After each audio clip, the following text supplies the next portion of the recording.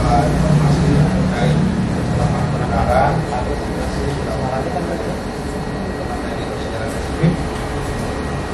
saya kasihkan yang dimana ini awalnya dari dasar PB nomor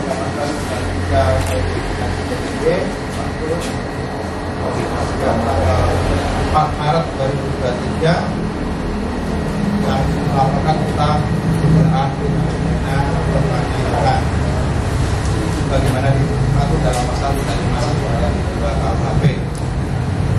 Yang melaporkan di sini adalah salah satu orang tua korban yang berinisial SM yang beralamat di Sumur Pendidikan Karangsedul. Dan yang menjadi korban atas nama TF, salah satu karyawan dari perusahaan yang terletak di Taman Sinto, salah satu karyawan. Dan yang menjadi pelaku adalah dulu temannya juga, yaitu saudara AG yang tempat tinggal di Jalan Kasihan. Awal mula perkara ini terjadi dari keterangan saksi dan pelaku. Awalnya dulu pernah ada permasalahan karena terkait seorang gadis yang pacar saudara AG nama PT itu dulu di WA oleh seorang korban TF, dan itu dulu sudah diselesaikan di tahun 2018, selesai dan sudah selesai, sudah tidak ada permasalahan lagi karena sudah mereka menyelesaikan secara keluargaan dan sudah membuat pernyataan bersama. Tapi tahu-tahu di tanggal 4 ini saudara saksi bernama DW itu menghubungi saudara terlapor AG untuk datang ke parkiran salah satu perusahaan di Taman Sinto, dan saudara AG datang. Dan di sana sudah ada DW, PT dan TM atau korban. Nah, di situ saudara DW menunjukkan isi HP atau ponsel dari saudara PT yang notabene adalah mantan pacar dari saudara AG. Di situ disebutkan ada beberapa komunikasi, bahkan menjurus sebuah provokasi di mana ada kata-kata yang membuat saudara AG terpancing secara emosinya, sehingga dengan terpancing emosi ini terjadilah penganiayaan, karena saudara AG melihat sebuah senjata tembakan gede diambil yang ada di situ dan langsung ditembakkan. Dan setelah peristiwa ini saudara AG merasa bersalah mengikuti TM atau korban ke rumah sakit PKU Daping. Dan karena takut atas perbuatannya, saudara AG akhirnya sempat melarikan diri ke arah Sleman dan ke Klaten, dan akhirnya dapat ditemukan di Klaten secara reskrim, dan selanjutnya dilakukan proses penangkapan, penahanan, dan proses penyidikan untuk proses selanjutnya. Itu mungkin untuk informasi pertama. Betul dari media, kalau ada yang jelas kalau ditanyakan. Pasal yang disangkakan yaitu pasal 351 ayat kedua dengan ancaman kurang lebih maksimal 5 tahun. Ancamannya maksimal 5 tahun karena korban menginap di rumah sakit tadi bukannya tidak, tapi alhamdulillah tidak begitu membawa mengkhawatirkan karena kondisinya masih sadar. Lukanya cukup berat tapi masih dalam kondisi sadar. Dan pasalnya tadi ada dari masa kedua, namanya maksimal 5 tahun. Itu mungkin bacanya di bagian apa, Pak? Lukai di bagian apa? Di pinggang. Lukanya di bagian pinggang sebelah kiri, pinggang sebelah kiri. Jadi lukanya sebelah kiri pinggang, di bawah bahu pinggang, masuk pinggang. Saya lihat dulu.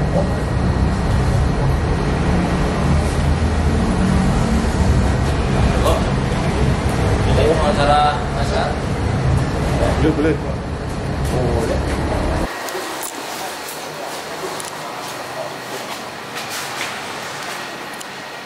Karena kasus apa juga maksudnya?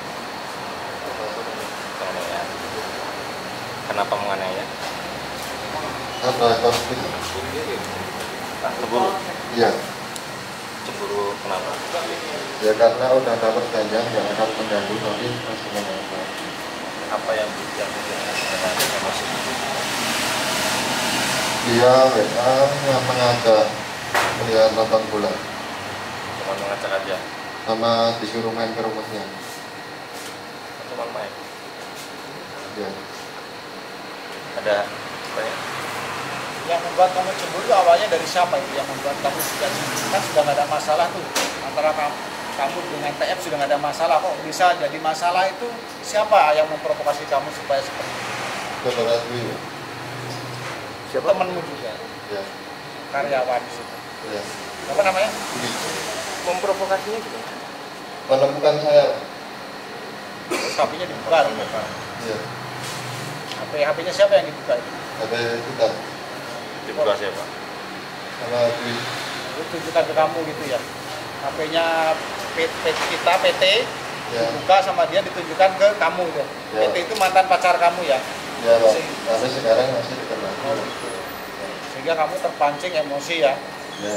Karena SMS atau WA yang ditunjukkan oleh DW ke kamu ya. Ya. Berapa kali menyebutkan sajam? Satu kali Pak.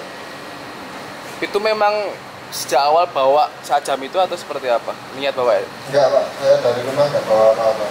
Sejauh dari mana? Sajam itu sudah ada di situ. Nggak tahu itu milik siapa.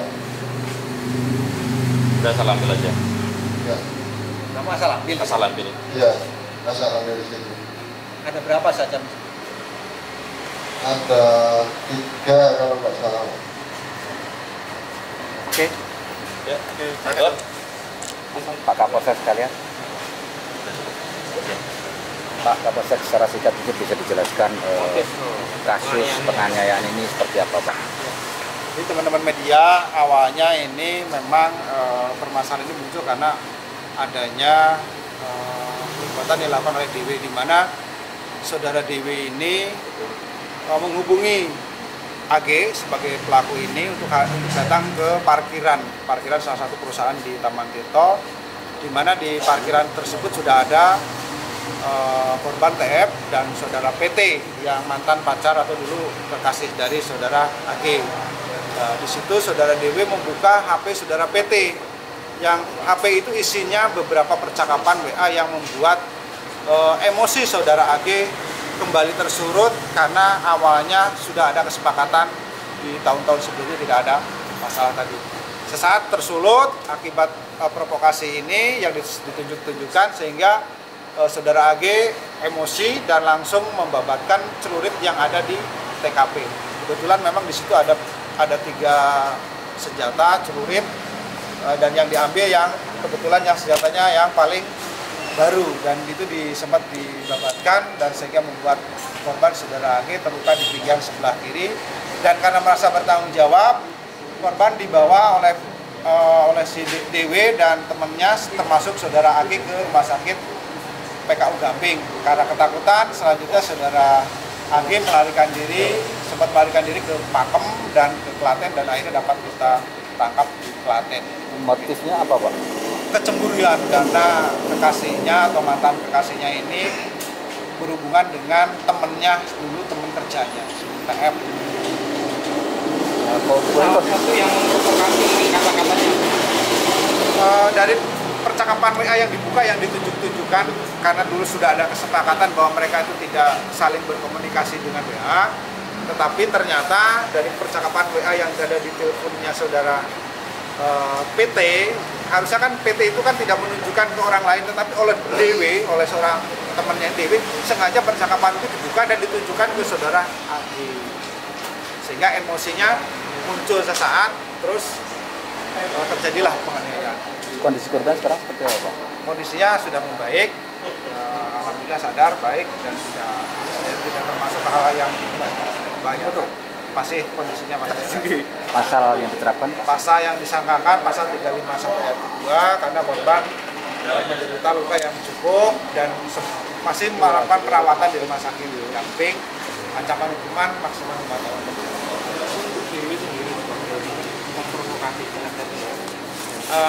Selain memprovokasi, DW ini membuat skenario ya, karena dia merasa mungkin bersalah atau bertanggung jawab terkait insiden penganiayaan ini. Dia membuat skenario di mana seolah-olah TF korban ini menjadi korban pembegalan atau kejahatan jalanan di Selarong.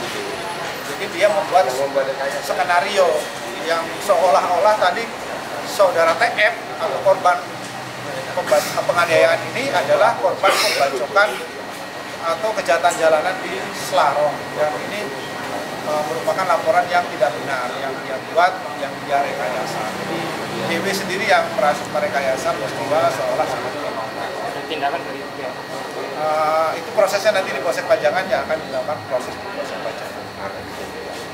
Terima kasih, Pak.